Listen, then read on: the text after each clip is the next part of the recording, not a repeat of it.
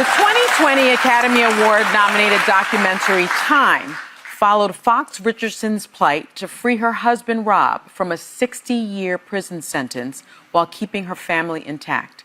Now Fox and Rob are living out their mantra, to be free is to free others, in their new documentary, Time 2, Unfinished Business.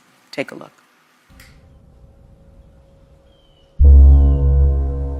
God, thank you for this day. For another opportunity to be able to get it right.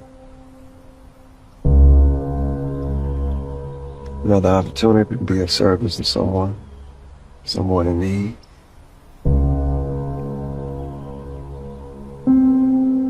Thank you for my health. Thank you for your strength. Thank you for my peace of mind.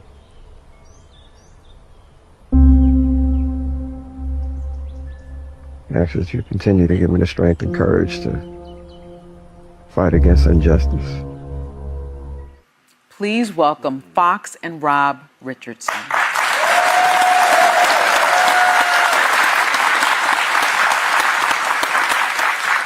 I have to tell you, I saw the documentary last night, and I was so moved. And you both are so brave and so courageous, and thank you for sharing your story. Thank you for sharing your story. So let me ask you this, Rob, for those unfamiliar with your story, you, your wife, and your nephew, Ontario, each received decades-long sentences for an armed robbery you committed back in 1997. You both acknowledge it was a mistake. What happened? After about 10 years of a on-again, off-again relationship that started between Fox and I in 1987 as high school sweethearts, we made arguably one of the toughest decisions in our lives. And it ended with us trying to save a childhood dream, and that was to open up our first hip-hop clothing store in our hometown of Shreveport, Louisiana. The investor pulled out on us, and when they pulled out on us, all things that could have gone wrong went wrong in that situation, and we made, again, like I said, arguably one of the worst decisions that we could have made, trying to regain financial solvency by robbing a bank.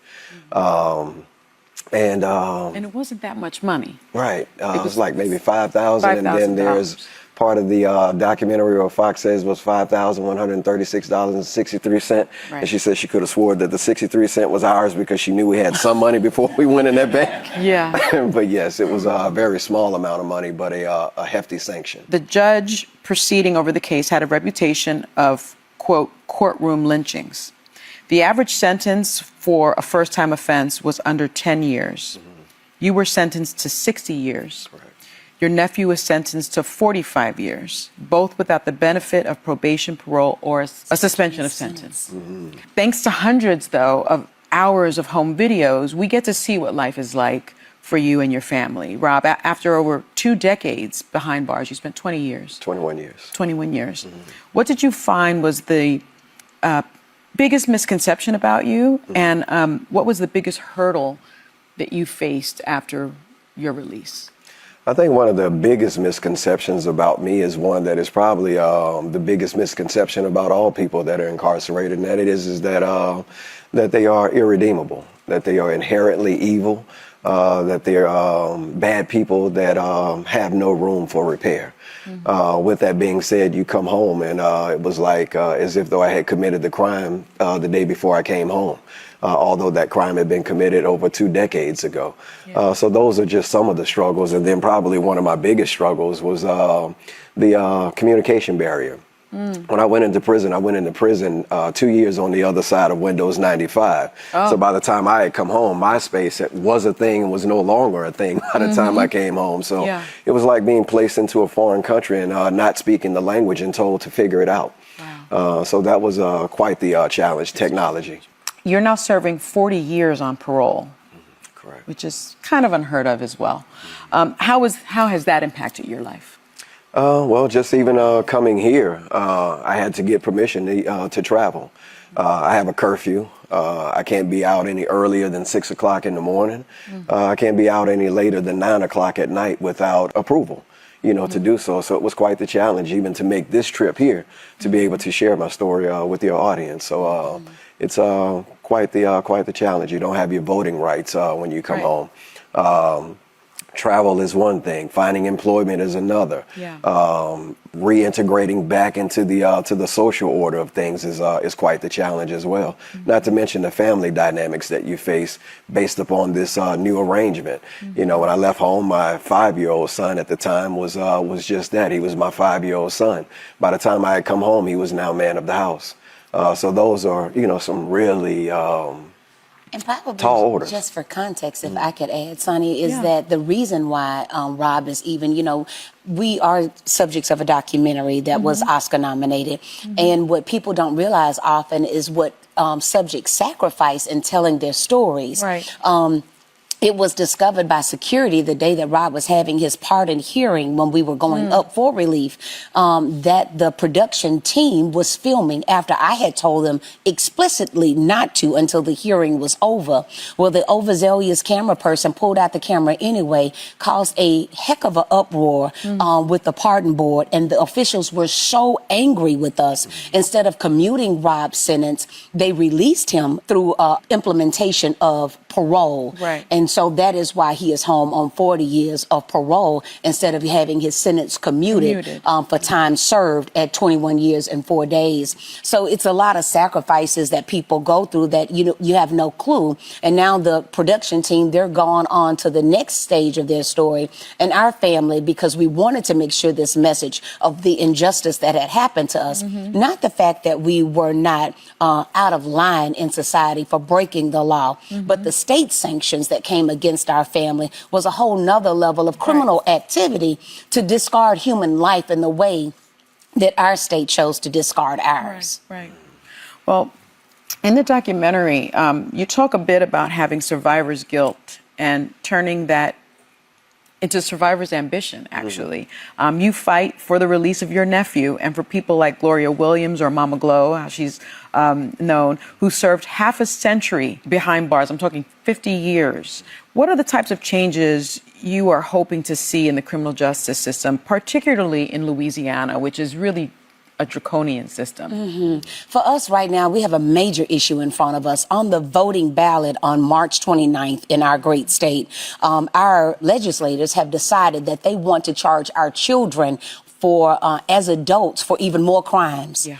And so that is when we understand that the brain is not fully developed until it's 25 years old, when science has proven this, for our lawmakers and our governor to decide that they want to implement more laws to try our children as adults and then send them to prison for life, we are really advocating and working in our state to make sure that that amendment to our Louisiana Constitution does not pass, because our children need to be invested in, not locked away in cages. And so that's probably one of the first and foremost issues that we are having, as well as probably the second one for us would be making sure that we can eradicate this life on parole system. We pose a question: what does it take to be free in America? Yeah. If I have paid my debt to society, you said that I served this 21 years for taking $5,000. At what point then am I able to come back to my country and be a full-fledged citizen again? Yes. At what point are my transgressions forgiven? Yeah. Now, what I find also so impressive about your story is through your work with the Participatory Defense Movement's NOLA chapter, which they both founded, you have saved 3,446 years of time behind bars for others. Yes. That's so impressive. And what is also really clear when you see the documentary, and everyone should, you have so much love in your family. You have so much love. You have 6 sons who have defied statistics of children with incarcerated parents. They really have. They've done so well. Tell us a little bit about your sons, and what was it like as a dad to be back home, as you say, when you left a 5-year-old, but then you returned to a 25-year-old, Right, right. 26-year-old? I think the defying of the odds became a thing that we all pledged to, and that is that despite what we were going through, despite the fact that we were experiencing the worst possible situation, really known to a family or known to man. We worked to basically say that we were going to succeed anyhow. So even though children of incarcerated parents are 7 times more likely to wind up incarcerated themselves, 9 times more likely to drop out of high school as a result of having a parent locked away, but to know that all of our sons have graduated or are attending colleges across this country is it's amazing. See why this story is so important? So important. We want to thank Fox and Rob Richardson. Their first documentary, Time, is available to stream right now on Prime Video. And the sequel, Time 2, Unfinished Business, will be available on Juneteenth. Have a great day, everyone.